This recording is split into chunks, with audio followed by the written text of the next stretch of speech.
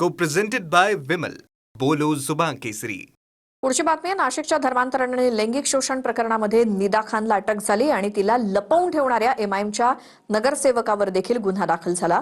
पण आता निदा खान आणि नगरसेवक मतीन पटेल यांच्या समर्थनार्थ ओवेसी आलेत. बघूयात. आता एमआयएम यामध्ये पूर्णपणे अडकलेली आहे. ये कोई केस उसके ऊपर टिकने वाला नहीं है इंशाअल्लाह ताला. नाशिकच्या टीसीएस धर्मांतर आणि लैंगिक अत्याचार प्रकरणातील मुख्य आरोपी निदा खान आणि तिला लपवणारा एमआयएमचा नगरसेवक मतीन पटेलच्या समर्थनार्थ ओवेसी उतरलेत. पालकमंत्री संजय शिरसाट यांनी या प्रकरणात एमआयएमचाच हात असल्याचा थेट आरोप केला. आता ओवेसी निदा खानवर फक्त आरोप असल्याचं सांगून ते सिद्ध करण्याचं आव्हान पोलिसांना देत आहेत. आजही त्या निदा खानचा नवरा कुठे काय माहित नाही, कल्पना नाही. त्यांच्यातर्फे कोणी दुसरं कोणी बोलायला तयार नाही. परंतु एमआयएम का बोलते याच्या मागचं कारण काही कळायला मार्ग नाही. म्हणून मला वाटतं आता एमआयएम यामध्ये पूर्णपणे अडकलेली आहे. जेव्हा पोलीस कस्टडी घेईल त्या टाइमाला ते कुणाच्या इशाऱ्यावर नाचत होते तेही समोर येईल. ये तो जो आरोप लगा रहे हैं उनको प्रूफ करना पड़ेगा कोर्ट में बियॉन्ड रीजनेबल डाउट. उस वक्त तक किसी को आप आरोपी नहीं करार दे सकते. हमको पूरा यकीन है कि अदालत इंसाफ करेगा इंशाअल्लाह और ये इस बच्ची को बेकसूर करार देगा.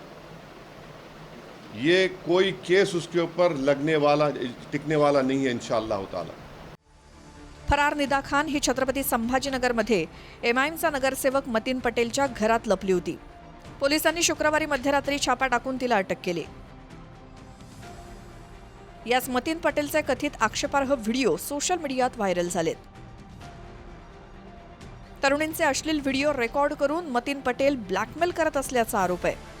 महिलेकडून हवं ते कृत्य करून त्याचं रेकॉर्डिंग मतीन पटेल करत असल्याचं व्हिडिओमध्ये दिसतंय.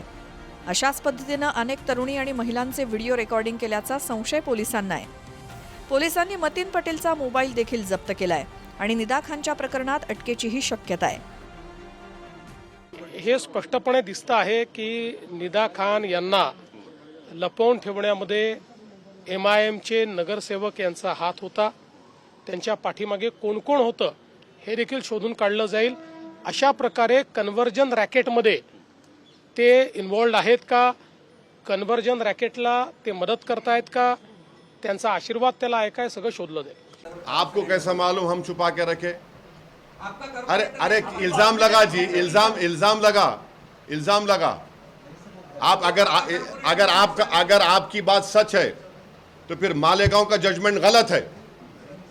अगर तुम्हारी बात सच है तो मालेगांव का जजमेंट गलत है. क्यों गलत है? क्योंकि किस पर इल्जाम लगा था? जिस पर इल्जाम लगा वो पार्लियामेंट की मेंबर भी बन गई. अब तुम बोलो. नाशिकच्या टीसीएस मध्ये धर्मांतरण आणि लैंगिक शोषणाचं रॅकेट पोलिसांनी उघडकीस आणलं, ज्यात निदा खान महिनाभर फरार होती आणि याच निदा खानचं एमआयएम कनेक्शनही समोर आलंय.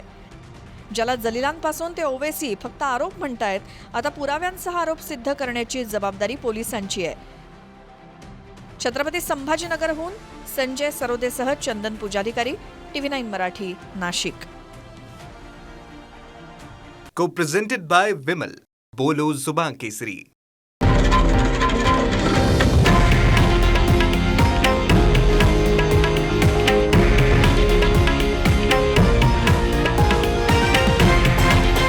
हे आहे देशातील नंबर 1 न्यूज नेटवर्क आणि आपण पाहत आहात TV9 मराठी, एकमेव.